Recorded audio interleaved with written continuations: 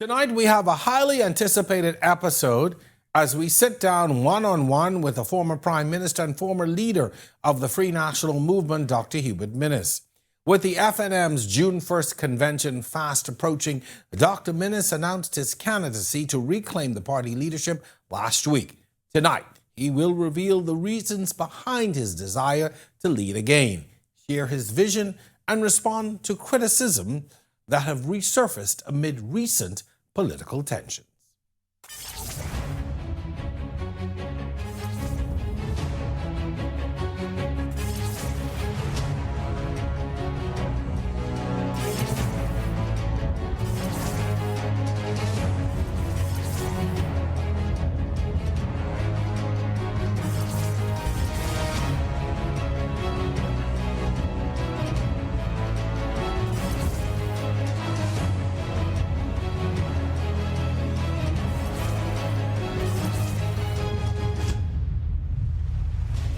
In this candid conversation, Dr. Minnis will share the motivations driving his return to the political forefront and his ideas around moving the party forward.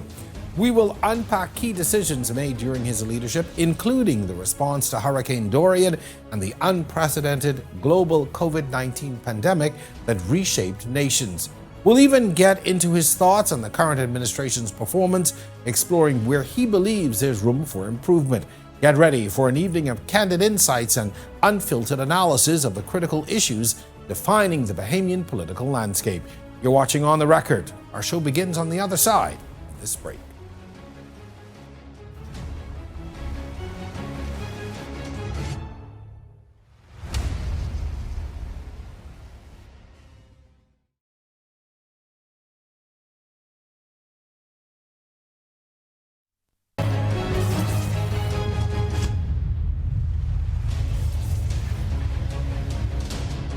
This is On the Record, and tonight it is our honor to welcome the Honorable Dr. Hubert Minnis. I've known him a long time, so I'm going to take a liberty to call you Doc. Doc, welcome to On the Record, and of course, thank you for accepting our invitation.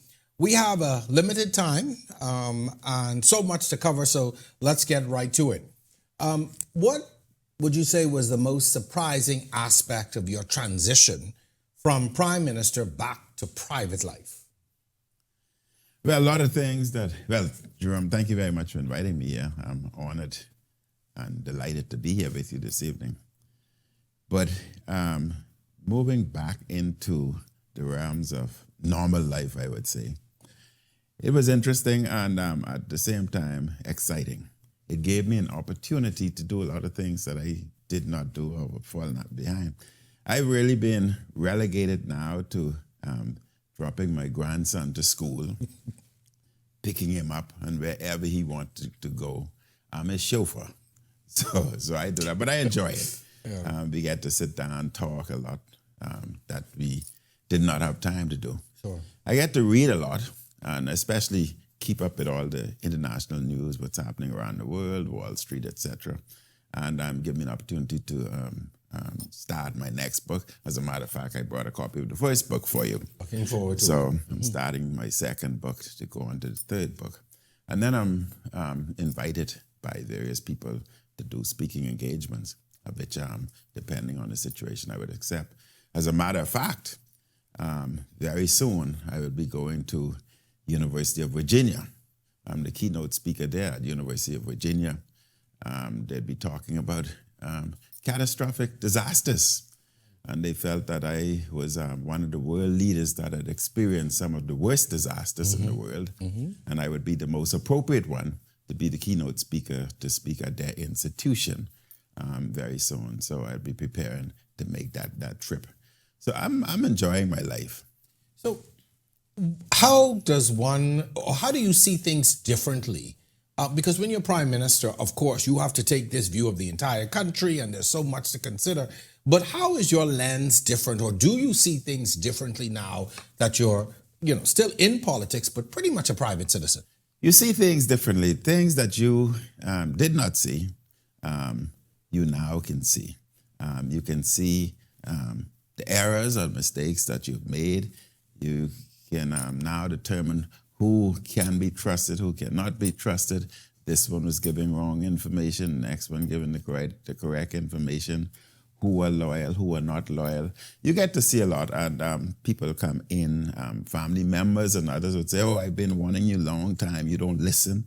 You were just so engaged and listening to these people, going here, going there, and we try to tell you this and give you advice. So now you find that you have a broader view, and I'm now back in my mold in that I spend a lot of time in the inner city, the barbershop, and you get a lot of information. So you find out what's happening in the ground. You get a lot more information than you would have gotten in textbooks or from your consultants and your advisors. You'd be surprised the information that you would get from what you call the grassroots or the little people. So I'm always curious, and you know what you say and what I've seen happen with people in office is quite true. You get into office and the demands are so great, you almost lose touch because you're not able to have that ground game to move. And does being prime minister or does being a senior member of cabinet, does that cause that to happen because you're so busy working you just can't hear, meet or sometimes even listen to what people are saying? You're very busy working, but I think sometimes losing has its great advantage because that loss opens your eyes to a lot of things that you would not have before. And you now become a better person because now you have a better understanding, you have a better grasp, you had an open mind, you listen to all the grassroots, you listen to everybody. And now they've given you such a wide perspective of what's been happening. Sometimes losing is of great benefit to any world leader. Did you, shortly after your loss, did you consider, I'm going to go back at this? Or was this a decision, or the decision to run, was this something that came up recently or from the very beginning, did you say to yourself, I want to go back in office as prime minister? No. After my loss, I was more engaged at reading, writing, family, friends, etc., things that I had not done. As a matter of fact, there's a book I always ask, I tell the young politicians to read, a book called Political Animal by Jeremy Paxson. And this is a very factual book, and what the book clearly demonstrates is that as a politician, at the end of a politician's life, he's a loner. He loses his family, his kids, etc., because he's so engaged with the country and the country's issues and concern that he basically ignores his family, kids, grandkids, etc. And during that time, they establish a life of their own. So when he's out of office now, they've already established their life. So they moved on. That's right. That's right. And it's a very interesting book. Mm-hmm. So I've got to ask you, is there anything that you miss about being prime minister? I miss knowing that I am in a position where I can help so many people, especially help the young people. I am most elated and gratified. I'm happy when I see young people succeed, become entrepreneurs, rise up the ladder. I am most depressed and upset, disturbed when I see individuals enter politics and they say they enter for service. And then you discover that, yes, it's service, but it's self-service. And that disturbs me. So individuals who are coming into politics, they must understand that it's a sacrifice. It's a financial sacrifice. It's a global sacrifice. But so I miss helping people. And that's why when I was there, I concentrated especially on assisting the young people who are the future. One of the things we did, preschool education. We brought and ensured that preschool was free. And we recognized that there were not sufficient preschools within the Bahamas. And therefore, the private preschools, we offered them incentives, gave them thousands and thousands of dollars so that they can expand and do whatever renovation and adjustments as necessary and accept public students into their institutions. And we paid them $2,000 per year per public student. In addition to that, there was the challenge of the family islands because it meant that we're not Nassau-centric. The family islands themselves, they too needed preschools. Mm-hmm. And therefore we offered a package to any family island, any Bahamian who wanted to go and establish a preschool in the Family Island and had the qualifications for it. We were offering them free land, got the land free. We were offering them a grant, everything would have been duty-free, tax incentives, and they could have gotten a grant up to $250,000, and we would assist them with loans so they can establish their preschool. In addition to that, every student that they admitted would have received $2,000 also. And we wanted to show that the Bahamas is one nation. You can't have one group for Nassau and another for the Family Islands. We'll spend a lot more time talking about some of the things that you are proud of that you achieved in office.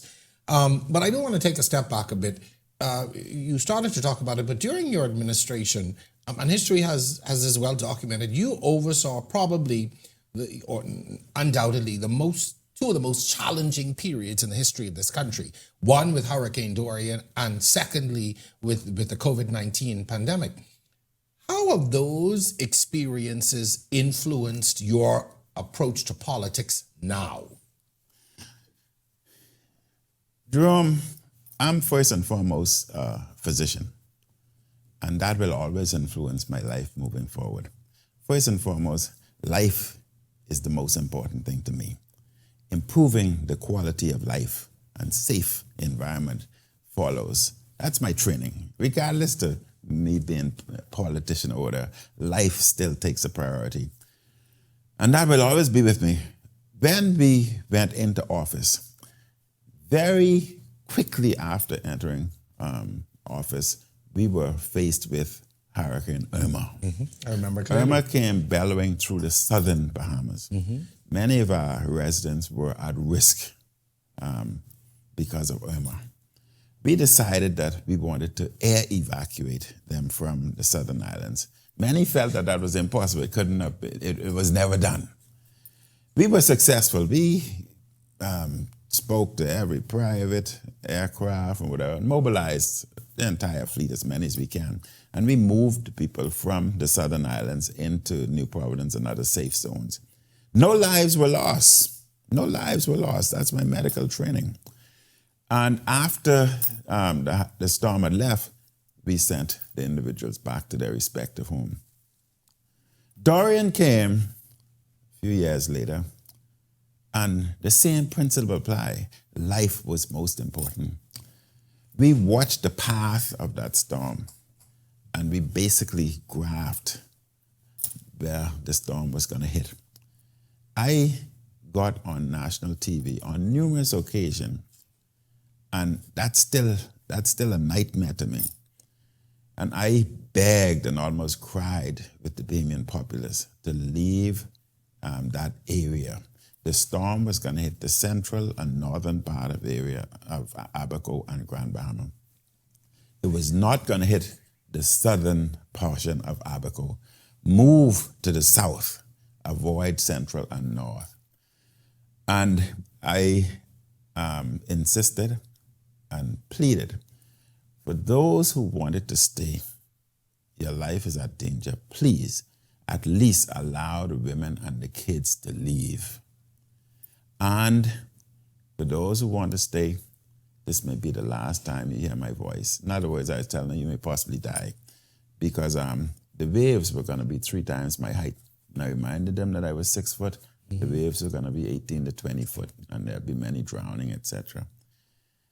I wanted to cry, and then the storm came through. When we flew down afterward, I had never seen anything like that in my life. Concrete buildings were just pulverized, the powder. It reminded me of Hiroshima when I looked at pictures of the atomic bomb. It's as if an atomic bomb had came through. In that moment, did you feel overwhelmed? Like, I am now responsible for this country. Did you feel a sense that you were overwhelmed at any point in it? No, what happened is I had felt somewhat assured because the international agencies and the NGOs, they were there from day one with us. They were there preparing in advance with us in just in the event of this thing happened, next thing happened, to be prepared. The Americans had already stationed their aircrafts on Andros and adjoining islands, New Providence, in preparation for once the all clear has been given, they would be in those islands doing evacuation, food drops, etc. The British had their ships out away from the storm in preparation to move. The Canadians, and so I was somewhat relaxed or comforted knowing that we had all these international organizations, all these different countries who were there for us, and we were communicating quite regularly.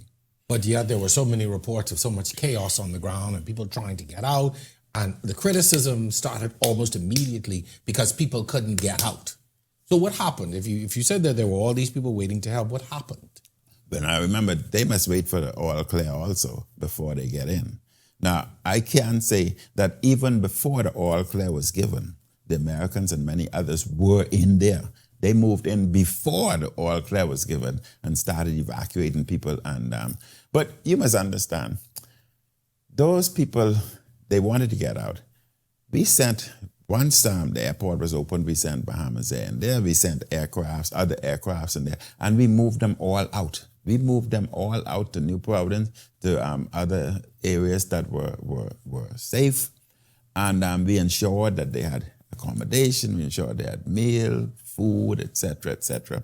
At Odyssey Airport, an excellent system was set up by the NGOs. They also moved people out of the affected area.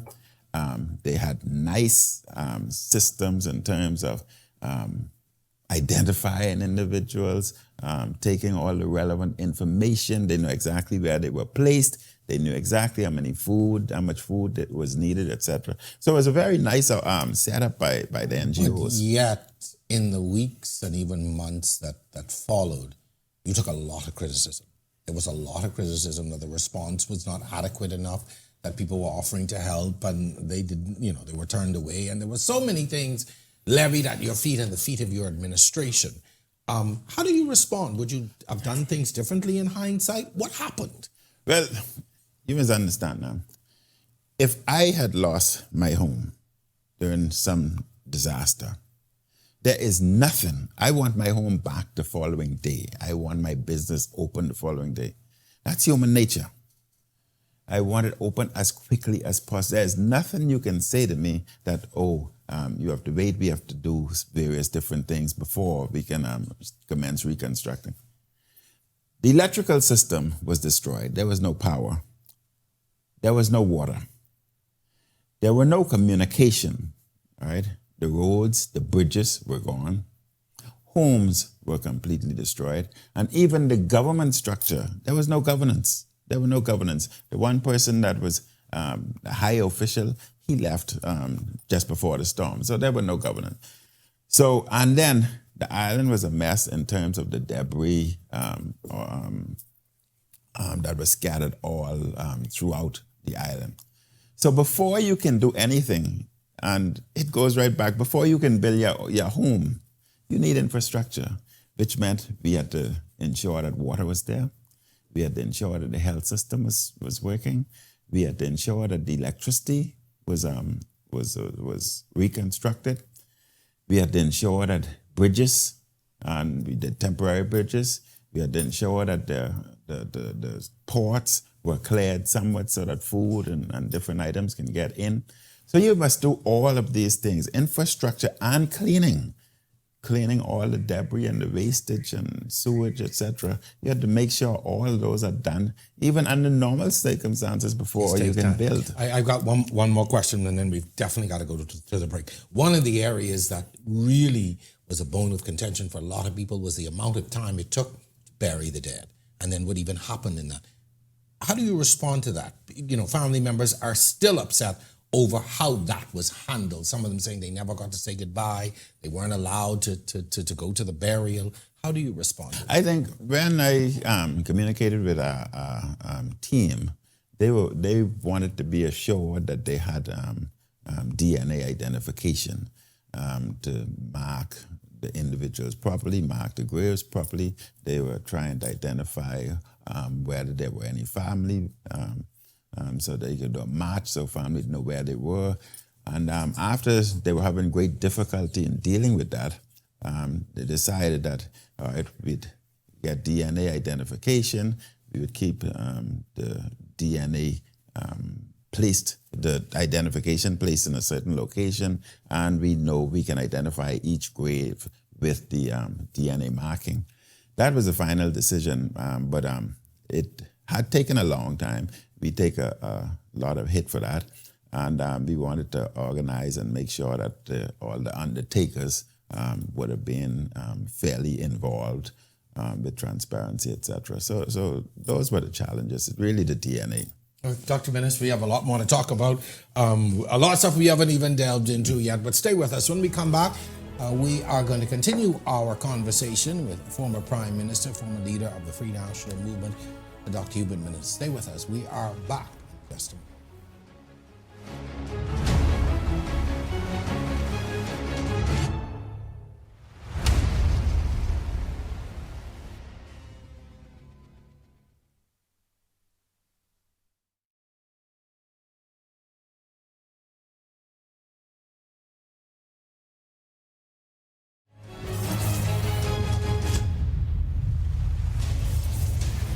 Welcome back. You're watching On the Record. My guest tonight, former Prime Minister, former leader of the Free National Movement, Dr. Hubert Minnis. Sir, I want to really pick up where we left off, talking a bit about your administration and some of the challenges. Before we even had time to catch our breaths from Dorian, you, the country, the world was confronted by one of the greatest challenges we've seen in generations, and that's the COVID-19 pandemic. Looking back on that, what were some of the greatest challenges that you had to face as Prime Minister in dealing, with this global pandemic? I think the great challenge is decision. Communication was most important. That's what we learned, communication. Communication wasn't as good as it could have been. When we were hit, as a physician, I understood some of the pathology and what to expect. The last pandemic was in 1918, 1920. At that time, about 50 to 100 million people died throughout the world. There were some areas that were completely wiped off the map. Entire communities were lost. What they discovered then was that the countries that kept their students home, away from school, had a better survival rate. But they also discovered the countries that prevent commingling and assembling, they did better. And therefore, the World Health Organization and the medical professionals here determined that countries had to lock down, students could not go to school, we could not have parties, socializing, etc. That was what we learned from the past, because there were no medication, etc. One of my greatest challenge when the medical community determined that the United States was really a breeding ground for COVID, and we had to prevent Bahamians from traveling to the U.S. I knew that would not go down well for the average Bahamian, telling them that they cannot go to Miami or wherever, that we had to lock our borders. I had nightmares trying to determine how was I going to get that message out. I prayed and asked God for guidance. How do I deal with this? Fortunately for us, a few days later, America made the announcement that they were shutting down its borders. So they preempted your decision. That was a happy day for me. But yet, one of the greatest criticisms that the public levied against you is what they described as draconian lockdowns. The fact that we were, they still talk about the fact that you asked us to go to the food store based on last names. And people really had issues with those lockdowns and restrictions. Every country was trying to determine what to do. There was no book that you could follow. There was no protocol. So we had to write as we move along. The entire world was locked down. You couldn't go to the US, you couldn't go to Canada, everyone locked down. We had to do the same. But if you locked down, then you had to find ways of feeding people. We tried the supermarkets. That system did not work. We were following different countries and being creative ourselves. That didn't work. We eventually determined that we had to establish a food program. And we had to establish a food program that would be fair to the entire Bahamas. The NGOs had dealt with it before, so we just utilized the services of the NGOs. And we were recognized as having one of the best food programs in the world. This was the challenge, Jerome. Bahamas was different in that we had 700 islands. The only medical facility was in New Providence and Grand Bahama. So you try to contain the virus within those two areas, which meant you had to protect the other family islands. The family islands had no medical facilities, not to deal with COVID, and they had comorbidities, other diseases, diabetes, etc. What it meant is that if the virus got into any of those family islands, the entire family island would be wiped out. That island would have been wiped out because you didn't have the medical supplies to deal with it. So we had to introduce policies. You could not fly to the family islands because the 1918 pandemic taught the world that commingling was the danger component. You had to keep individuals safe away from the virus. But we had another challenge. Because our borders are so open, individuals were running from the US and other parts of the world via their boats to our ports. And we had marinas throughout the entire Bahamas. So we had to deal with that also. We had to set up monitors, monitor as boats came in. Yes, we'd give you supply, but you couldn't come into the community. We'd send community individuals out to the boat, ensure they had fuel, ensure they had food, etc., but not allowing them to come in.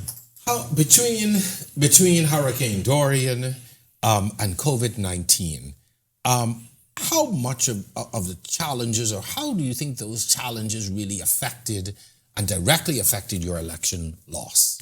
I think it did. It did. I think people were frustrated, having been locked away for a long time. The economy was affected. They couldn't get out to shop. They couldn't get out to party, any form of entertainment. I think people were somewhat frustrated. Do you think you kept us locked down too long? No, we were, as a matter of fact, there were 4,000 independent scientists who had studied the 200 countries in terms of management of COVID. And those 4,000 independent scientists came to the conclusion that the Bahamas was one of 27 nations that managed the COVID very well, and the world should follow these 27 nations. But your, and the Bahamas your people were mad with you. Yeah, but that what the Bible say, prophet is never accepted in his home, eh? So you expected that. So we were recognized internationally by 4,000 world-renowned scientists that the Bahamas and other 26 nations are the countries to emulate, to follow. So let me ask you this, looking back, would you have done anything differently? Communication. You have to do more communication. I think we fell down on communication. If you are doing certain things and you're subjecting individuals to lockdown, you're subjecting them to some degree of difficulty, it's essential for you to communicate that with regularity. It's essential for you not to assume that they understand, but you must explain that in basic language repeatedly, not just the government, but just how the NGOs were successful in the food program. We should have had a new communication network doing similar thing. Do you think you yourself could have been more empathetic? I thought I was extremely empathetic. Now, you must understand, during Dorian, a lot of people may not have known. During Dorian, I had lost my brother. My brother died during the same time. It took I and the family 1 month before we could have even dealt with him, because I was so tied up with dealing with the country. 1 month. And what was most pleasing to me, the President of the United States at that time was Donald Trump. He called he communicated with me and asked how could the U.S. help and whatever else. But what was most moving, when he came on the phone, the very first thing he said, Prime Minister Hubert, how you doing? I said, I'm doing very well, Mr. President, thank you. He said, I know that you're going through some trying times. Allow me to extend my condolence to you and your family on the passing of your brother Cecil. So I know that must be difficult for you at this particular time. And I had a similar experience and whatever. And just remember that America would be there for you at every step of the way. Him expressing condolence to me meant a lot to me, right? But here at home, I would always remember at home, I was doing a communication to the nation about Dorian. Not one reporter, no pun, not one reporter said or extended condolence or anything. Not one. I'd always remember that. And that, I didn't say anything, but that moved me. The American reporter that was asking a question, before she asked her question, she said, Prime Minister, before I ask my question, I want to extend condolence to you on the passing of your brother. And what that say to me is that, yes, people get emotional, but at the same time, they want upliftment. They want hope. They want encouragement. And we should have done a lot more of that to our people because they were experiencing Dorian. They were experiencing pandemic. So you admit then that more could have been done just for the emotional support of your people? Absolutely. More could have been done. Well, why do you think that was? What happened? I mean, were you I think things were changing so rapidly. Things were changing so rapidly. Your cabinet was meeting with great regularity. The whole world, we had no medication. You had no forms of medicine to deal with this. Only thing you had basically was the World Health Organization advising you from what their experience of the 1918, 1920 pandemic. And every time we were making a change, which we were considered difficult decision, I would call the president of the Christian Council early in the morning. I would call the Archbishop of the Catholic Church. I would call the Archbishop of the Anglican Church. I would call Pastor Moxie and sometimes Neil Ellis. And I would explain to them the challenge we face and what we have to do. And they would always sort of reassure me and say, you know, Prime Minister, these are decisions you have to do. It's in the interest of the country. We would try to assist with relaying the communication message. And every time before they came off the phone, each would say, allow me to say a prayer for you. I want to pray with you for 2 to 3 minutes. That was comforting to me. That was comforting to me, knowing that, yes, you had these difficult decisions that you did not want to make because you knew the pain. But at the same time, they and I understood that life was more important. And I had said on numerous occasions that I would prefer to lose a country than an election. Brings me then to my next question. You took a risk. I'm sorry, I prefer to lose an election than a country. Make that correction now. Yeah. Make Most that definitely. correction. Lose an election rather than a country. That's right. You took a huge risk and you called an early election. Looking back, was that a strategic miscalculation? I don't think so. There were several things that was happening. We knew that there were a lot of headwinds coming. One, inflation, gas prices, etc. We had 2 independent PR companies that had done polling for us. Both showed that that was the right time, that you were winning way ahead in the electoral process, and this was the time to do it. It gave us an opportunity to put all of our systems and planning in place so as to deal with these headwinds as they approach. We did not expect to lose. After losing, we did not expect the PLP to do what they did in terms of individuals would have made investments in terms of contracts that they had, etc., buying supplies, buying equipment. Those individuals were terminated. Contracts were terminated immediately. That is draconian, that is inhumane, and that is devilish. Let me finish this. This is very important. Those individuals would have lost great sums of money and lost lots of investment. They were put out there. And I think that once the F&M, if I were to come back, one of the first thing I would want to do is those individuals have to be compensated. They have to be compensated because they would have lost too much. And I took responsibility for that. I never dreamt that the government would have gone to such draconian measures and laid off its own people cutting contracts. We're going to save a little time for you to talk really about your platform and what you intend to do if given that opportunity again. But I want to go back to something you said. That there were some independent firms who said that, you know, you were in a position to reclaim the government. But what happened? Obviously, people went to the polls and something different happened. Looking in hindsight now and looking back, what happened?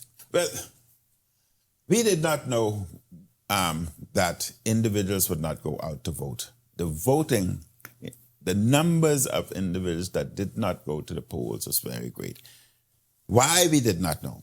However, when you look at the by-election that the F&M had, I was not involved in the by-election, the numbers of individuals that went to the poll was even less than when we had the general election. The defeat of the F&M was even greater than when we had the general election. So that is something that has to be looked at. So your analysis is because people did not come out to vote? I think, and I'm absolutely certain that's what it was. The F&M subsequently had commissioned a team, and this I saw was on the news at some time, that the F&M commissioned a team or an organization to do an analysis of the election loss. They came back, this is the F&M Commission report, they came back, had the election been held at a later time, the F&M would have lost even more seats. That's the F&M's Commission report. What do you think? I think... Had you waited and held the election... Haven't waited. No. I think people were tired. People were frustrated. The results would have been the same. They were very frustrated coming out of Dorian, coming out of the pandemic. Then you had the inflation coming on. They would have tied us into all of that. We felt that there were some very, very difficult decisions that had to be made. We were putting everything together to deal with the inflation that was approaching. Not like the PLP did. We were not going to increase real property tax on individuals. We were not going to increase additional taxes, breadbasket items, medicine, etc. We had the lowest BEC rates in the Bahamas. We had the lowest BEC rates. Immediately they stopped our program, hedging, etc. So they added to the inflation. You had the world inflation. That's the inflation we were going to deal with. And we had programs, we were introducing programs to deal with it. They dealt with the world inflation, but they introduced their own inflation. So there was a Brave Davis inflation on top of the world's inflation. So you had a double inflation. Exactly. But we would not have had that great difficulty, or we would not have introduced additional pain and suffering on the Bahamian people as is being done. I have to ask, though, what were the people around you saying to you going into the election? Your candidates, your ministers, your MPs, your advisors, what were they saying to you going into the election? Did they buy into this, that we need to have this early election, or were they saying to you, Prime Minister, no? But once a cabinet decision is made, then you've gotten your answer. Once a cabinet decision is So the made, cabinet agreed to move forward with this that- election. They would have been informed that and why. They would have been briefed that these are the results of the various Did they agree? organizations. Did everyone at the table That agree? was a decision. In any cabinet, you may have one or two, three who may not necessarily agree, but it's collective decision. Now, you know, we always say, and we're going to go to the break soon because I want to talk about the future. You know, we always say in the Bahamas, we vote governments out. You know, and how much of that did you accept as your responsibility as leader? As leader, you take the responsibility. As leader, you take responsibility. That's what leaders do. We're not like the day's leader, who there are numerous occasions where each and many of his cabinets are thrown under the bus. He threw his minister, his deputy prime minister under the bus. He threw the minister responsible for national insurance under the bus. In fact, he threw his entire cabinet under the bus when the cabinet decision with national insurance increase, and he came back and changed the decision to something. So he threw the entire cabinet under the bus. Do you accept the defeat of 2021? I accepted that. Was Hubert Minnis? I accepted that. Right. As leader takes responsibility. All right. So we are at the point now where you are looking to re-enter the front line, I call it. You are looking to challenge for the leadership of the Free National Movement as they get ready to go into a convention. So I want to talk about all of that, your platform, and also your plans for the future. Stay with us. We are talking to Dr. Hubert Minnis about his campaign for 2024 and what we are looking forward to. On the Record continues right after.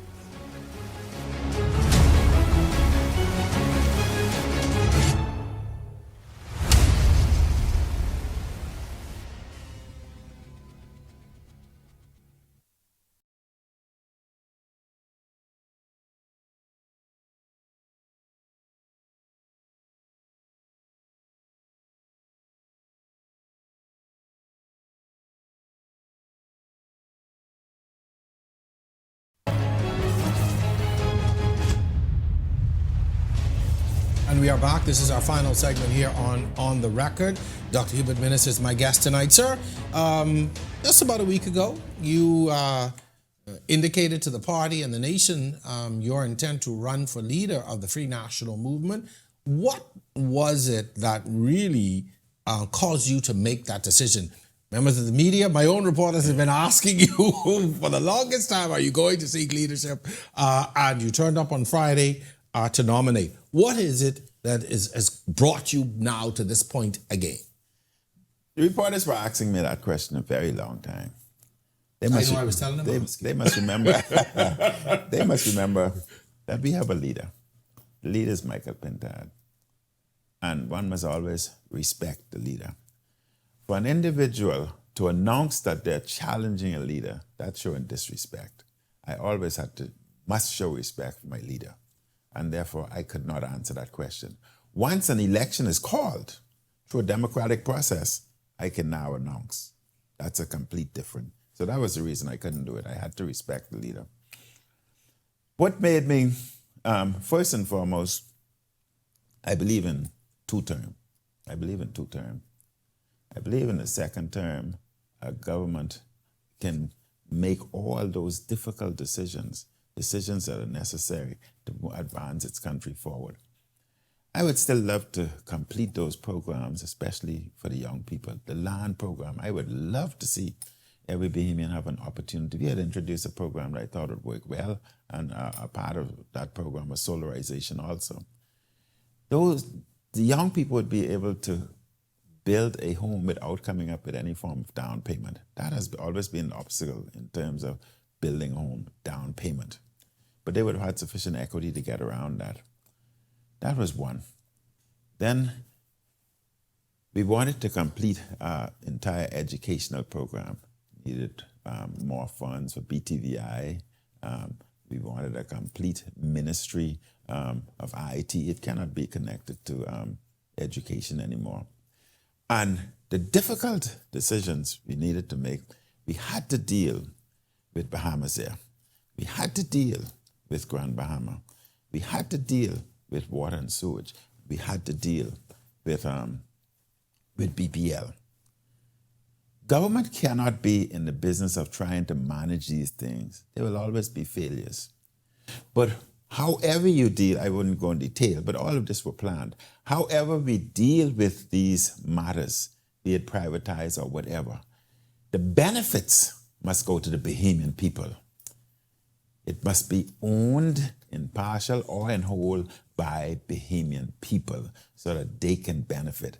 And the government assists and provides the support to ensure that its citizens succeed. So I have to ask you, are these initiatives of Hubert Minnis or are these initiatives of the FNM? And my question is to you then, or I'm going to put it here, that do you not think that a Michael Pintard could carry these out if given the opportunity? I can't speak for Michael Pintard. I can't speak for the FNM. They are not initiative of the FNM. They were initiative of the FNM, and I was there. I don't know what the FNM's position is today. I can't speak to that. But you were still a member of the party and are still a part of the parliamentary caucus. But I have to follow what the FNM's policy is. I don't But you set say you their didn't know what policy. the policy I is. don't set their policy. Okay. I'm telling you that was a policy of the FNM, and I was in charge. I don't know the FNM's policy today. But those are things that has to be done, and we need it, and we need to place more funding. Small business community center. You need to place more funding for young people, give them greater opportunity, advancement, etc. So those are things that has to be done. You have to deal with those. Electricity. When we went in, one of the greatest complaints by the private sector was electricity. We dealt with that quickly. One of the greatest complaints by Bahama was the dump fire, the smoke coming across their area, depending on the direction of the wind.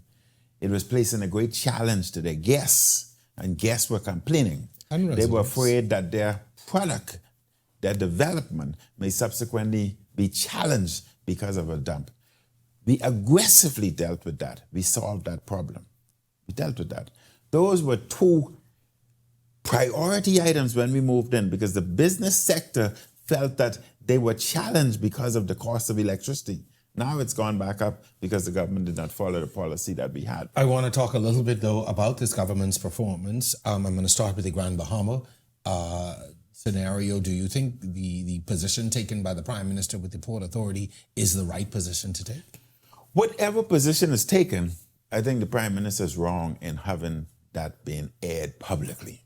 That's a discussion that should be going on with the government and the Port Authority. But the criticism is the port has not been living up to its obligations. But we don't know details. I don't know details. You don't know details. I think those discussions should be internal, come to some resolution and move forward. But you don't want to put all of your laundry out for public. It's going to be you say, I say, you wrong, I wrong. No, I think the Prime Minister is wrong. Some of the things that this government is touting as successes are the numbers in tourism. They're putting people in homes, and quite a few things they are really lauding as successes. Your response? The government could only have been success, or the perception of success, as a result because of what we did during the pandemic. During the pandemic, the world was laying off its people. Individuals were being furloughed, released with no pay. That was the policy of the world. We sat down and made a decision that the Bahamas cannot follow that policy. We'll follow the other policies of management of the pandemic, but not the economic policy. Why? We're a small nation. If we followed and laid off our people, we felt that our economy would crash. They have great resources. We kept every member of government, public service, employed. They did not report for work, but we paid them. As a result of that, they were able to pay their mortgage. They were able to pay their rent. They were able to meet their commitments. That was money that was circulating within the domestic economy. Those who were unemployed, we paid them also. Self-employed, we paid them also. So that kept the banks afloat. That kept the economy afloat. Had we not done that, there would have been foreclosures of many homes around this country. The Bahamian economy would have collapsed. In addition to that, there was a bailout. That's what happened. We gave the Bahamian people, this country, a $1.5 billion bailout. That's what we spent in terms of keeping businesses afloat, keeping individuals employed, keeping everyone employed. But Dr. Minnis, that's money now that is a part of our debt that we have to pay back. That our children, our grandchildren, they must bear the burden. But guess what? You wouldn't have had to worry about that if we had done it. You wouldn't be here today because the economy being so bad, half of these places would have been closed. We would have been a complete disaster. Your tourism would have crashed. Everything would have crashed. The banking sector would have crashed. So you borrow to advance. That's what happens. This administration and now is really singing the success, is hailing and patting themselves on the back for the success of the economy in a post-COVID era. I mean, the numbers are there to show we are doing well as a country, in terms of tourism numbers and arrivals, etc. Even they continue also to tout the investments. Let's look at the facts. The economy was already growing before we even left government. So that this government inherited a growing economy. It's not theirs. They've uttered pure untruth. The economy was 3 years in. The economy was 3 years in. Hold on, the economy is already growing. The cruise port could have only succeeded because of what Ingram did in terms of dredging the harbor, knowing that the cruise ships were of different sizes and you need greater depth. That was done in preparation for the futuristic development of the cruise ships. So he did that, and we did the port. So when they talk about tourism numbers, that's Ingram, Minnis, dredging, and the port. When you look at the airport, the tourist arrivals, etc., that's as a result of what was done during the pandemic in saving the economy. Saving the economy. Because the Bahamas was not a financial disaster, what could have happened had we not infused $1.5 billion to keep the economy afloat. The banks did not close. The banks did not lay off anybody. Yes, their profit margin may have decreased, but they did not lose. So let me ask you this. Do you think the Bahamian people are prepared to give Hubert Minnis another opportunity to be Prime Minister? Only Bahamian people can answer that question. But do you believe that they will give you that opportunity? I believe that. And but why should they? The Bahamian people knows that I care about them. They knows that my heart is with them. They knows that I'm honest. What I say, I will do. And if I can't do it, I will tell you. I would have had people come to me on any occasions and they would ask me to do this thing or the next thing. And I'd say to them, I can't do it. Do you mean what? Dishonest things? I'm not going to explain, but I'm gonna things that they ask Prime Ministers to do. I'm gonna elaborate. Okay. And I tell them I can't do it. And they'd say, yes, others have done it, they can do this, they're not doing this and that. I said, listen, others may tell you and then they don't do it. Now I will tell you the truth. I can't do it. It can't be done what you're asking. We can try and do it another way, but I can't do what you're asking. That's the truth. If you want me to lie to you, then yes, I can do it. You choose which answer you want. You want the truth or you want to lie. The truth is I can't do it. Lying to you to make you feel good? Oh, yes, I'm going to do it. So the path, there is a long path to you, possibly returning. First of all, you have to win leadership of the Free National Movement. Even now, you have criticized the process. Your campaign has criticized the process that's happening within the constituencies and challenging that. I want to talk a little bit about, the issues that you see are facing this upcoming election towards the end of the month. That's not challenging per se. Yeah, the nomination has closed. Election has been announced. You're still having elections within constituency. Fixing these elections you control executive, you control delegates. That's dishonesty. The one thing the FNM is known for, the FNM is known for transparency and honesty, anti-corruption. That's the mantra of the FNM. The PLP, on the other hand, is known for the exact opposite. Do you now want to be in the same bed or recognized or believed to be like the PLP? No, that's not the FNM. But if you fall in the same category like the PLP, you know, what choice are you giving the Bayman people? They have to decide which devil is worse. I have to choose one of the two devils. But we are known for being honest, transparent, and not corrupt. Final. Let's stick. Final question. We're out of time. I have to ask you, should you not be successful for leader, will you continue to support the current leader and the party? I am an FNM. I will always be an FNM. But at the same time, all I ask for is honesty. All I ask for is fair play. All I ask for is transparency. Dr. Minnis, we are out of time, but thank you very much for agreeing to come. This has been a wide-ranging discussion. And, you know, in all truth, it took us a while to get this spot. I was asking for a long time, but I'm happy you finally agreed to come. It's been a great conversation. We wish you all the best, sir, and continue to do well. Thank you so much. Thank you very much. I know we'll talk again soon. Thank you very much. All right, stay with us. Our final thoughts on the Record right after this.